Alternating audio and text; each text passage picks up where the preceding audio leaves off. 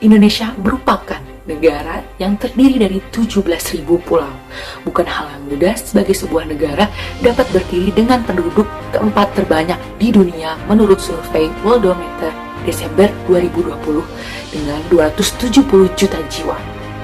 Sebagai sebuah negara yang berkembang, Indonesia memiliki berbagai macam masalah seperti ekonomi, sosial, kesehatan, dan lainnya. Seperti yang kita rasakan saat ini, seluruh negara termasuk Indonesia mengalami masalah yang sama.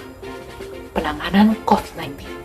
COVID-19 atau COVID-19 itu sendiri merupakan penyakit yang disebabkan oleh virus jenis baru dari coronavirus, yaitu SARS-CoV-2 yang dilaporkan pertama kali di Wuhan, Tiongkok 31 Desember 2020.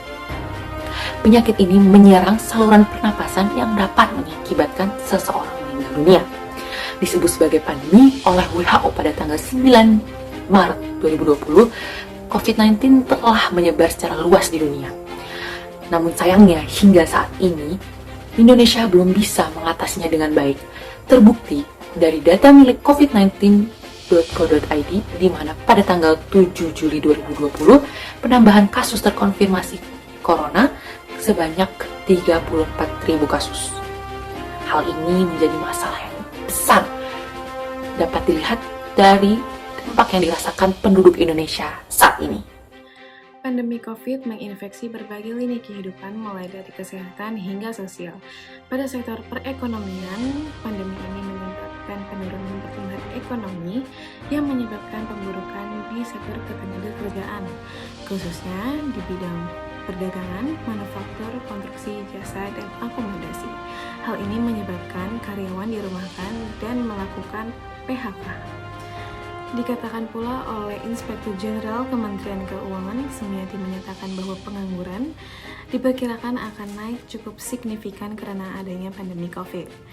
Pernyataan tersebut diyakini oleh Presiden RI Joko Widodo yang menyatakan bahwa pengangguran saat ini di Indonesia hampir menyentuh angka 10 juta orang per Maret 2021.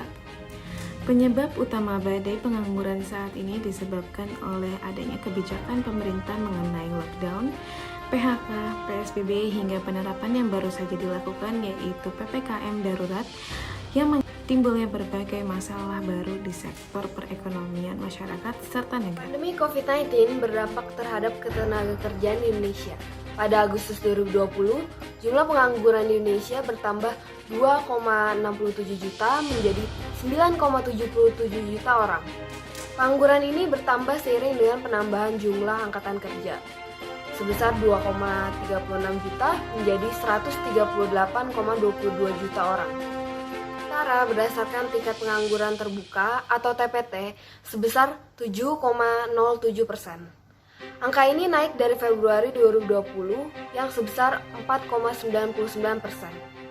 TPT tertinggi berada di perkotaan sebesar 8,98%, sedangkan di perdesaan sebesar 4,71%. Solusi penanganan untuk penekanan ekonomi dan pengangguran di masa pandemi COVID-19 di Indonesia.